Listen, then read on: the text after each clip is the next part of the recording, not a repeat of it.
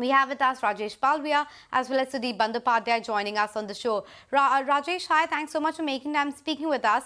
Well, the August series ended on a bit of a somber note after that massive rally that we had seen for past 4 to 5 months. But what about September? It seems to be lacking cues and has started off on the lower end of the rollovers. How do you see this panning out for rest of the month? Good afternoon. Yeah, so definitely in a month of August, there was a corrective move for index. Both the indices have corrected, and but if we look at the broader market, we have seen quite interesting buying action in most of the mid cap, small cap space. That segment was continuously showing uptick in the August month of August also. But at the beginning of September series again, we have seen a very strong buying action, coming back to the street, and most of the large cap space as well as the index has clearly shows that this momentum is likely to continue further in the coming week also. And maybe in month of September we can see a good up move for both the indices, and possibly Nifty can scale up to the level of 19,700, even 19,800 for the month of September. So we are quite bullish at this moment, as the most of the shorts which were there in system are, again we have seen short covering action in the first half of the day, and then second half again long built up setup was there for Nifty. Bank Nifty has also shown long built up for the day. So looking at both the indices and looking at the put writing activity aggressively at 19,300, 19,200 strike, that clearly indicates that the base of August series of 19,200, 19,300 are likely to act as a good support area going forward. So that needs to be keep as a stop loss. Your stop losses should be around 19,200, and upside target we are projecting for September series towards 19,550 to 19,700 in the continuation of this pullback which we have seen at the first day. For Bank Nifty, your stop loss should be at around 43,700, which is the immediate put base concentration. Most of the put writers were aggressive for weekly expiry at 44,000. So we believe that 44,000 is likely to act as a good support area, and on the higher side, this rally can extend towards 45,000, 45,200 for Bank Nifty also. Right. Sudeep, Harsh joining in as well. If I can quickly take a quick check.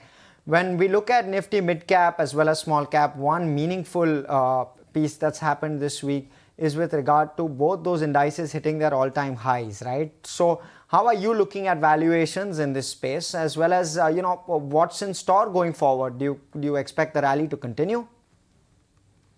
Hi, Harsh. I think we have to look at it the way September is, looking.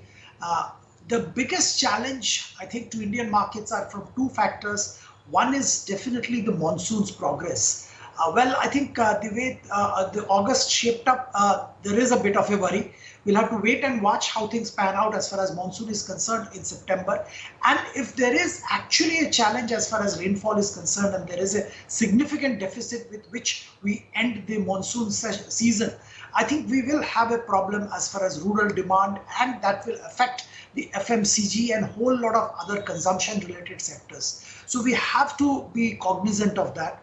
The second factor, of course, the geopolitical developments around oil prices. We have seen Saudi as well as Russia cutting oil supply, and that has led to a kind of increase in oil prices. It's crossed $87 per barrel as we speak. China demand increasing is also expected. That may put further pressure on oil prices, and that doesn't augur well for Indian economy and Indian capital markets. Now, these two factors will have to be keenly watched. Other than that, I think the domestic factors as well as corporate performance has been good, and we are expecting a decent quarter as well from most of the sectors as we move into the result season in early October. Having said this, the valuation wise, I think the comfort now is coming back in the large cap with what has happened in mid cap and small cap. I think by and large, mid cap and small cap has run up quite a bit, and having seen this run up, I would probably go back and start talking and advising about picking up some of the large cap stocks which have been kind of languishing after a bit of rally. There are enough and more large cap stocks in banking as well as technology and even other sectors which are looking attractive for a long-term investor at current levels. Okay, so there are large cap stocks which are looking interesting as well, and of course the rally in mid caps continues. Sudeep, just wanted to follow up and talk about the mid cap IT space as well, because of course August series saw a gain of what, 3% on the IT pack, and the week gone by also saw solid gains which were led by the likes of Persistent, Coforge, Emphasis, Birlasoft, etc. Do you see value and merit in some of these names because they are very close to the 52-week high or record high levels? I'll talk about the mid cap IT, but this is very counter specific and stock specific. If you look at Cyient, I think the valuation wise and the peer comparison, if you do, I think that does definitely look attractive. So one can go and start picking up Cyient for medium to long term. The other stock I will definitely recommend, in spite of the valuation not being so favorable, is Persistent Systems. I think Persistent has been on a scorching growth pace, and probably that kind of growth does justify the valuation it is commanding now. So somebody with a long-term view can also enter Persistent. As far as the other mid-cap IT companies are concerned, I'll be careful.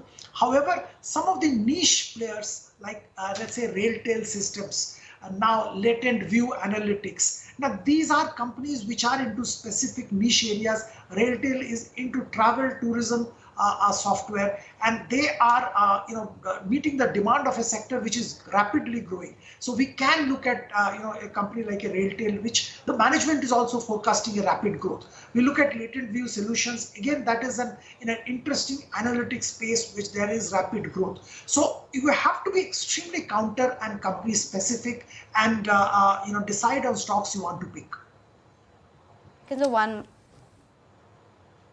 Let me go back to Rajesh. Rajesh, talk to us about one sector which is going to be in the news, especially in the coming week, Nifty Auto. Now that's the third largest gainer on among sectoral indices, and of course all focus will be on auto come Monday. So talk to us about what your views are with regard to auto specifically, as well as any other sector specific bets that you have in mind for the coming week. So definitely auto is a sector where we like, and the kind of breakout which we are seeing for Nifty Auto Index on the daily chart, that is rounding bottom formation breakout, is taking place on the Nifty Auto Index, and which clearly indicates that this sector is going to perform further from the current level. The stock which we like from auto space, that is Maruti, Mahindra and Mahindra. These two stocks are our preferred choice. One can look at this stock for another 4 to 5% kind of really from the current level. And the other stock, that is TVS Motor. So all three stocks are almost enjoying their all-time high trajectory, and the kind of buying interest which we are seeing since last couple of trading session in all these three stocks, which clearly indicates that this stocks are going to outperform further, and we can see another 4 to 5% up move. Another sector which we like for coming weeks, that is capital goods, cement and real estate. These three sectors are also looking very promising. Most of the cement stocks have done well in today's session also. The stock like India Cement, Ramco Cement, ACC, these three stocks are our preferred choice from cement space. And from capital goods, we like L&T, Dhale and Siemens. These three stocks are looking very promising, and we do believe that capital goods space can continue further more bullishness going forward. So these promising sectors for coming week: auto, capital goods, cement and real estate. From real estate, DLF, Godrej Property and Oberoi Realty, these three stocks are looking attractive to take a bet on the long side for coming trading sessions. Point taken. The reason why we are flagging out the auto stocks, of course, apart from the fact that the auto sales data was out, was also a bit of seasonality. And my colleague Asesha will join you to tell how historically the month of September and October have panned out for TVS Motors and the kind of outperformance that we have seen. Asesha, run us through how the historical trend has been. Well, yes, historical evidence suggests that strong seasonality factor plays out for TVS Motors in the months of September and October. Now, if we look at the last 12 years, TVS Motors has given an average return of about 10.1% in the month of September. Only in the last one out of the last 12 years, it has given negative returns. And strong September is usually followed by a strong October.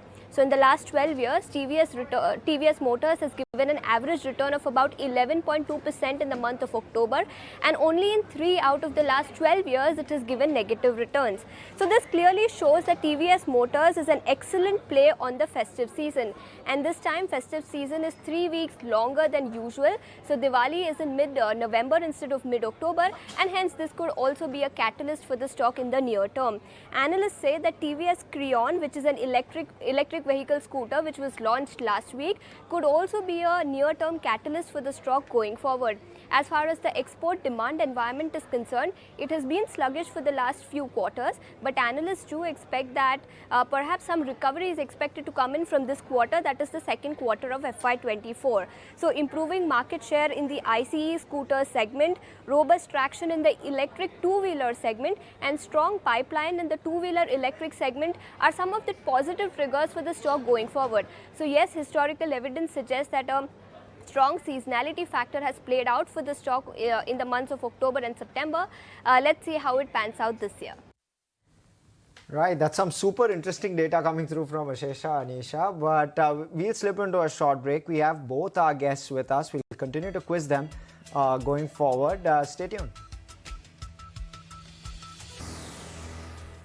Welcome back. You're watching Your Trades on ET now. Let's go across to Rajesh and understand what his top recommendations are for the coming week. Rajesh, of course, in the week gone by, it was all about metals. At the end of the week, we also did see a solid rally in the public sector entities. Do you expect that to continue in the coming week? And what's the top recommendation then? Yeah, so PSU stocks have done well in today's session. Most of the PSU stocks has shown good buying interest. And the breakout is already there on the near-term setup. So yes, we do believe that PSU segment can do well, and some of the metal stocks are also looking very attractive. For coming week, the first stock that we like from PSU segment only, and that is NTPC, is looking very promising.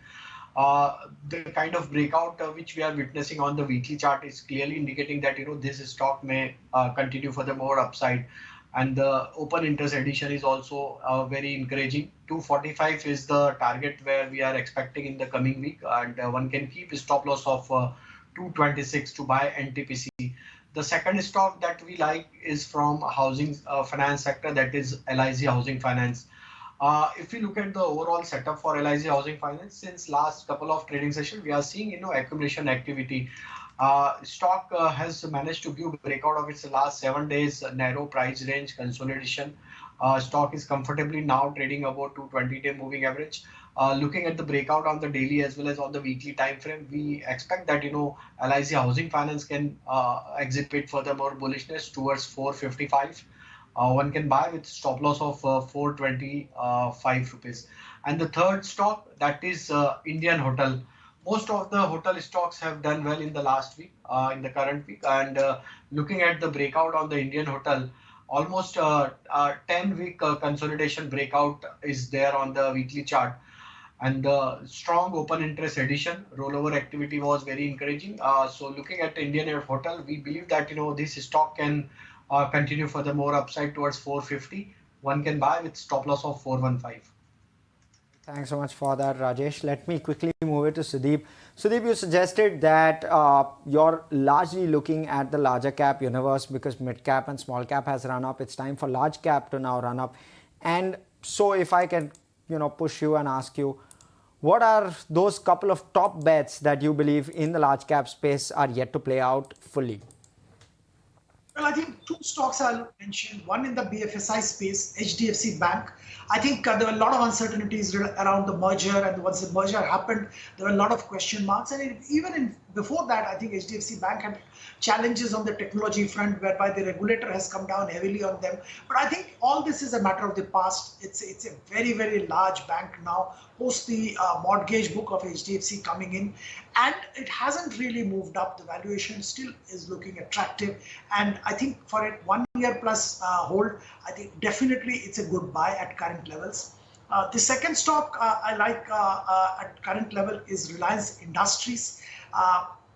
There has been a lot of views, a lot of remarks after the AGM and what happened and what didn't happen. But the fact remains that there are three strong businesses apart from the traditional business. One is the Jio Platforms business, which includes the mobile telephony. The second is the retail, and third is green energy. I think all three at some point of time will see massive value unlocking for the Reliance Industries shareholders today. So if somebody is having a little long-term view, current levels, Reliance Industries is definitely a good buy. Industries, HDFC Bank, those two coveted large cap names is what Sudip is still quite positive on. In fact, HDFC Bank was one of the contra bets that even Samir Arora talked about. But on that note, gentlemen, we'll let you go. Thank you so much for making time and have a great weekend.